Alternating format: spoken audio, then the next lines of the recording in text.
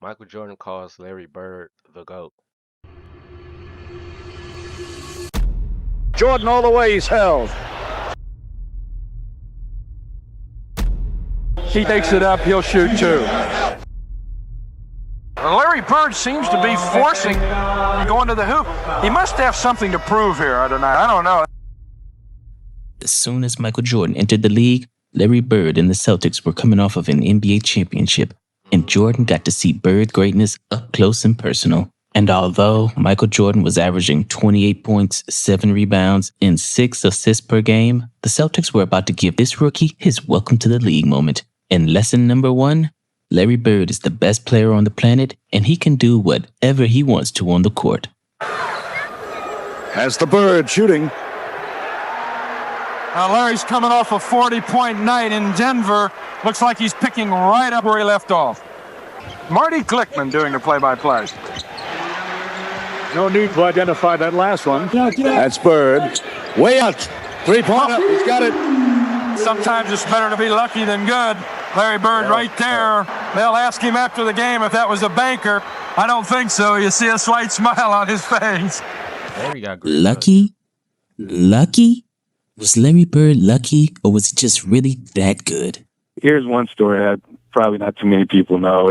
We're warming up way before the game, and so he's just up there, practice. He's banking a couple in practice, 3-pointers on, and he's either talking to a coach or talking to a trainer on the other team. He's chirping back and forth with Larry. You're not gonna make any threes tonight, Larry. And Larry goes, yeah. And Larry goes, I'm gonna bank one in on you guys tonight. So later on in the game, and we have a timeout, and we come back to the huddle, and I go, Larry, you haven't banked one in yet. You remember you bet $10 with the trainer down there? Oh yeah. And I swear, within a minute he banks one in. No need to identify that last one. That's Bird.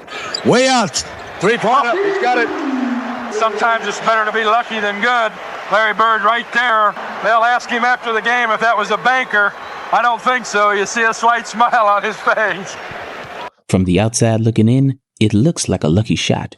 But as Quinn Buckner recalls, while playing with Larry Bird on the Celtics, Larry Bird did this kind of thing all of the time.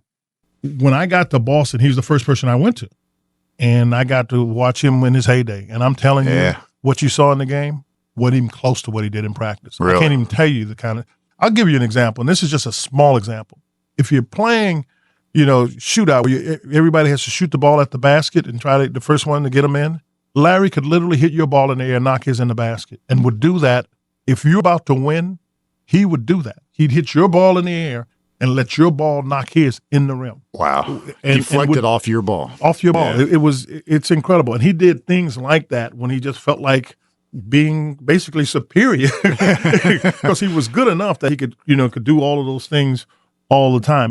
And during this 3-point shootout, as Larry Bird hit 11 straight threes, he decided to hit one off the backboard just for fun. Oh, wait a second. Off the glass. So was it luck or skill? Well, don't take my word for it. Take it from Michael Jordan himself, who played against Larry Bird when Larry was at the peak of his powers. I get so many questions about Larry Bird. And the thing is, was he really that good? I said, yeah. He was really that good. White, black, green, and yellow. He was really that good. When you see a player like Luka and you see a player like Dirk, they're great players. Ooh. But they're not Larry Bird by no means. And you have to have a great appreciation to play against a guy who athletically every single night, he was at a disadvantage. He was. But yet mentally and the way that his work ethic was, he was way above the game. He was way above everybody else. Here's Jordan driving. Oh, can he hang? Hang. A running right-hander from the left side. And there's Bird. Light him up. He's got 11 points thus far. And the Celtics lead by 9. Oh. He makes them up as he goes along. Shaquille O'Neal thought that Larry Bird was a lucky shooter as well, until he saw it up close and personal. And you missed Bird, right? By a year? Yes, I missed Bird by a year, but I wasn't a fan of Larry Bird growing up because I thought everything he did was lucky. But then when I had a friend, his name was Mitch Rouse. I was Magic, and Mitch was Bird. And Mitch could do the same thing Bird. Mitch had long hair. And he did everything Bird did. One day we was playing a 7-game series, and it was tied 3-3. And he shot that same over the backboard shot that Bird did. I'm so mad. We instantly got into a fight. But, when I started, getting over and, seeing guys put in the work, I realized that, he is one of the greatest players ever, and it's not luck. It's all skill. We're not calling that many fouls tonight. Bird underneath and deep. How he protected that ball. Did you notice he protected it with his body and laid it in left-handed as he banked it through? Boston playing a little Again, Bird. Larry Bird has made his mind up that he is going to do it tonight. He's firing him up. He's got 17. And though Larry Bird would always carry the Celtics to a big lead, when he came out of the game, his teammates would do stuff like this. Wedman with it. Underneath. Ainge with an air ball. Second personal foul for Jordan. Wedman all the way in. Celtics still by 9, missing a few bunnies here tonight. Ainge underneath. McHale lost it. Good hands by Wedman. When Larry Bird goes out of the game, the Celtics will lose a lot of things because Bird does a lot of intangibles. But even if his teammates were too clumsy to handle Larry Bird's passes, Danny Ainge back there. There's Bird with it. Nice pass underneath. McHale missed the blocked by the rim. or too nervous to finish wide open layups at the basket. McHale again. Nice head fake. Oh, he blew another one. That's 2 relatively easy shots he missed. Larry Bird made sure to elevate his teammates. Rebound to Bird. Up to Ainge. Pretty play. Beautiful play. Perfect pass. Let's look at it. Larry Bird can only play forward. He might be able to play quarterback. Like in college when he took Indiana State all the way to the national championship game with no other stars on his team. Game's over. They're on to the Final Four. Because Larry Bird was the master of doing more with less. Larry had to do more That's a great with less. Yes. I think, frankly, that Larry Bird getting the 1978-79 Indiana State team to the finals with a 33-0 record is the single greatest personal achievement in the history of college basketball. I'm doing more with less. But Shannon, you grew up a fan of one Larry Joe Bird.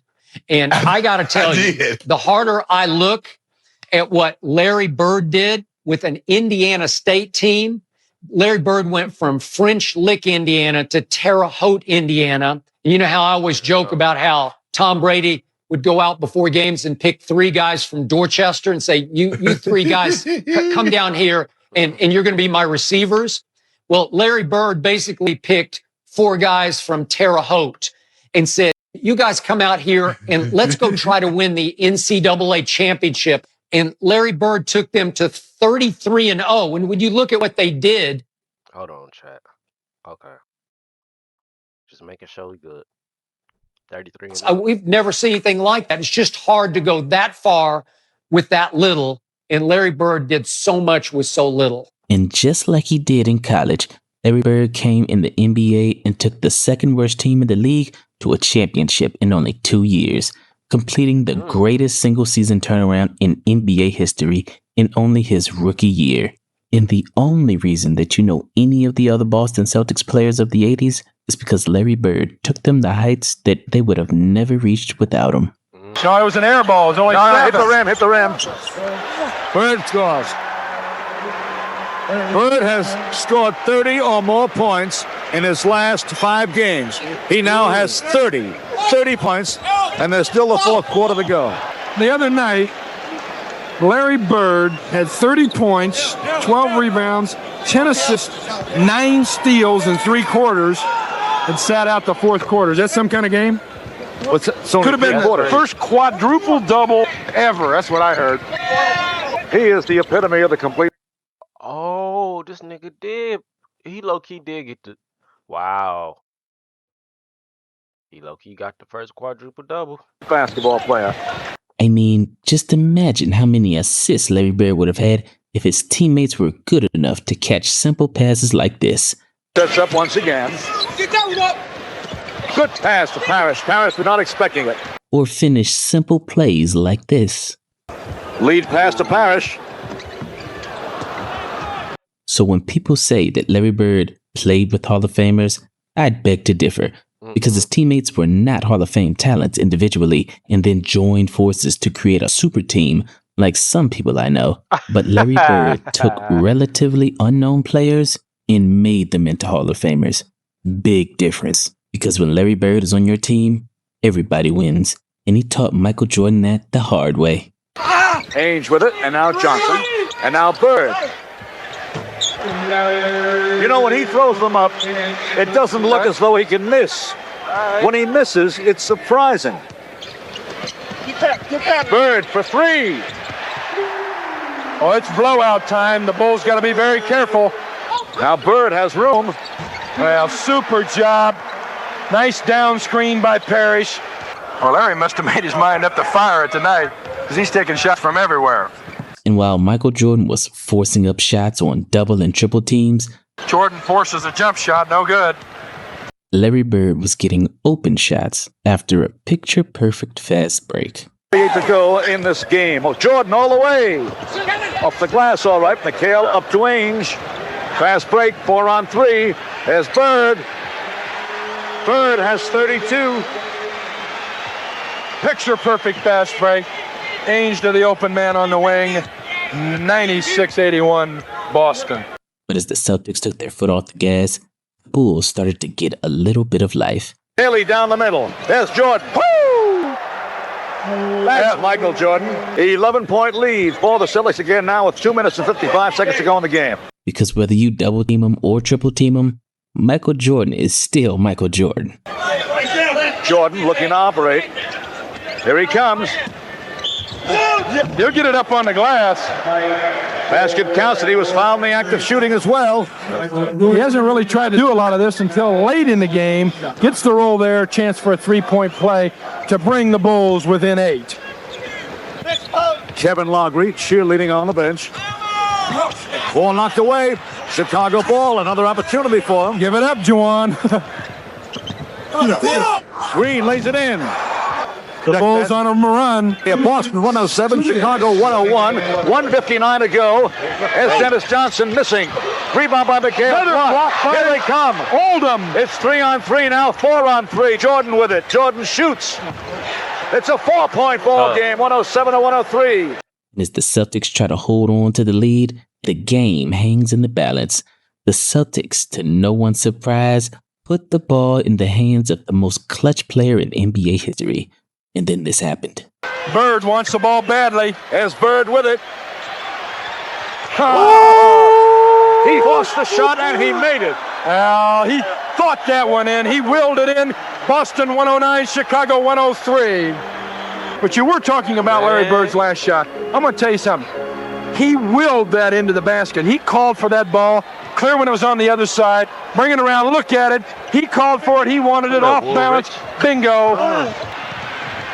It can be a one-bucket ball game. Haley shooting. Bird with the rebound. It's always Bird, the key play on both ends of the floor. A few free throws later, Larry Bird and the Celtics get the victory and send Michael Jordan home with a lesson that he'll never forget. Greenwood on the foul. That could be it. 111-105. 112-105. 38 seconds to go, and now the Chicago Bulls call for time. Which is why Michael Jordan said, "People ask me all the time who my all-time top players are. And when I start saying Larry, they interrupt me. They say, 'You've got to be kidding me. He can't play with LeBron James.' I tell them, 'You guys don't get it. Larry is far better than any small forward who played the game.'"